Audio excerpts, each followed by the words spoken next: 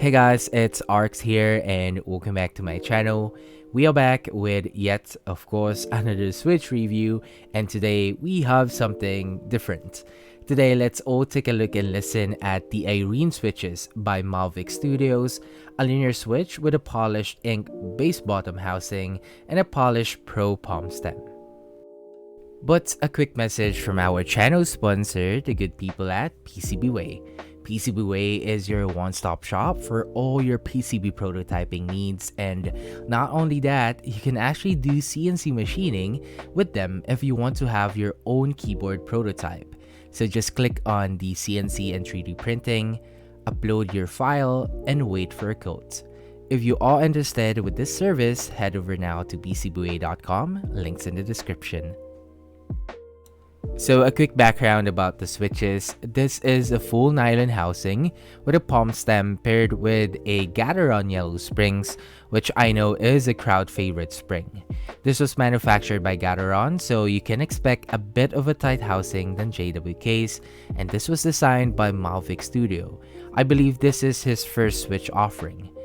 So the polished stem and housing will give you that less to no scratches on your switches, and the switches comes in pre-factory lube, and they claim that it has an improved process to provide the best stock feel.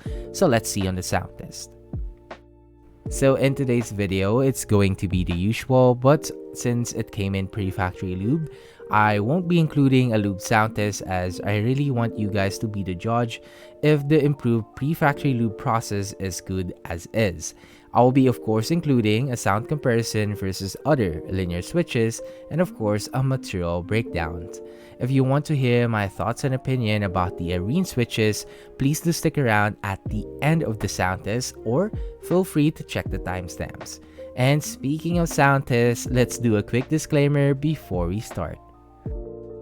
That the sound and experience will vary depending on your keyboard build, meaning to say that it will sound and feel different depending on your board. We will be of course using the Vega 65 with a polycarbonate plate, a plate foam, and no case foam. Switches have a pre-factory lube, and the keycast that was used was a Domiki set. So with all of that out of the way, please do enjoy the sound test on the Irene switches.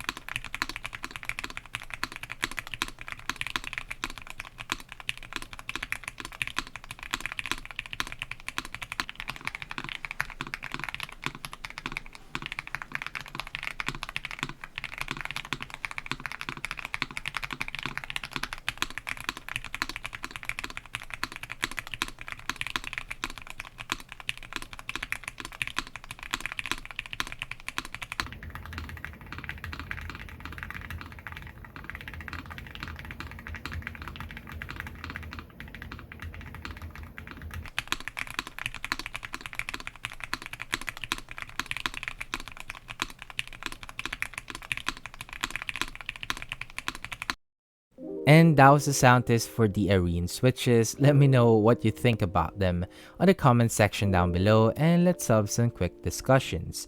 Before we head on to my thoughts and opinion about the Switch, let's go ahead and first break down the materials that was used on the Switch. As you can see, this is a 5-pin switch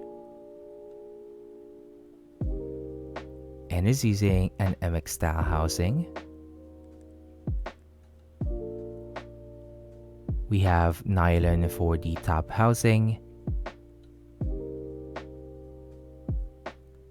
nylon on the bottom housing,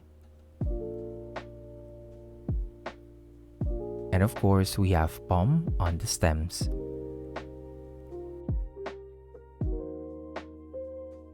Lastly, the springs with a 4mm pre-travel with a 50-gram actuation force and a 63.5-gram bottom-out force. And that was the material breakdown on the Irene Switches, and if you made it up to this point of the video, I'd like to say thank you for staying. And finally, let's talk about my thoughts and opinion about the Irene Switches. Now finally, let's talk about my thoughts on the feel.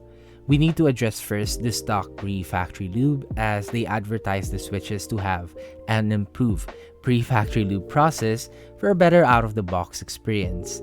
And I would say it's okay. It didn't have that raw plastic feeling and didn't feel any scratches due to the polished stem and the bottom housing. And I can say that it was indeed smooth, but I wouldn't say it really has that smooth experience out of the box. I guess I was spoiled by Akko, KTT, and other brands out there that have a good pre-factory lube, so I wasn't really that surprised.